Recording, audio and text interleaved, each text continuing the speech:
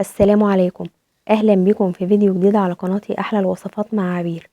كل سنة وانتم طيبين بمناسبة شهر رمضان، كلها ايام ان شاء الله وتبدأ احلى ايام في السنة. وبالمناسبة دي هنحضر مع بعض بودرة السوبيا، مين فينا مش بيحبها؟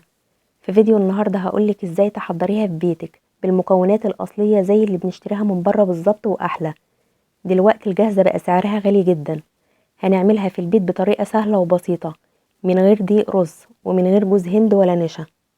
هنضيف ليها مكون هو اللي هيدينا طعم الجاهزة بالظبط. اعمليها في بيتك ووفري واستخدميها طول شهر رمضان ان شاء الله. قبل ما ابدأ في طريقة التحضير ما تنسوش اللايك والشير والاشتراك في القناة. تعالوا نسمي بسم الله ونبدأ. بسم الله الرحمن الرحيم. في بولة هضيف كوبايتين من السكر البودر، وهنخل كل المكونات علشان لو فيها اي تكتلات، وممكن تزودوا كمية السكر لغاية 3 أكواب من السكر البودر. وهضيف نص كوب من الكريم شانتيه الخام،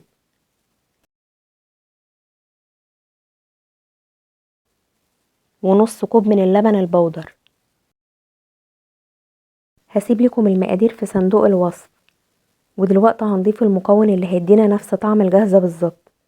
معلقة كبيرة من قصنص جوز الهند البودر، ما تزودوش عن معلقة علشان ما تمررش معاكم. بيتباع عند اي عطار او اي محل بيبيع مستلزمات الحلواني. وباكت من الفانيليا. وهخلط كل المكونات مع بعض كويس جدا زي ما حضراتكم شايفين. وده شكل السوبيا. هحتفظ بيها في برطمان نضيف مفيش فيه اي ميه. شايفين ما شاء الله حضرنا كمية كبيرة جدا من بودرة السوبيا. دلوقتي هنحضر لتر من مشروب السوبيا. في الخلاط هضيف 6 معالق كبيرة من بودرة السوبيا، ممكن تضيفوا 5 معالق بس انا بحبها تقيلة شوية. وهضيف معلقتين كبار من السكر، والسكر حسب الرغبة. وهضيف 600 مل من الحليب الكامل الدسم.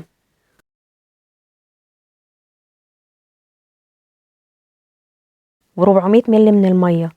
ممكن تعملوا الكمية كلها حليب، وممكن تعملوا نص حليب ونص مية، واخلطهم مع بعض في الخلاط.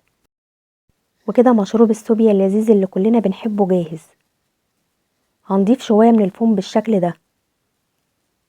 ووصلنا لنهاية الفيديو. حضرنا مع بعض بودرة ومشروب السوبيا.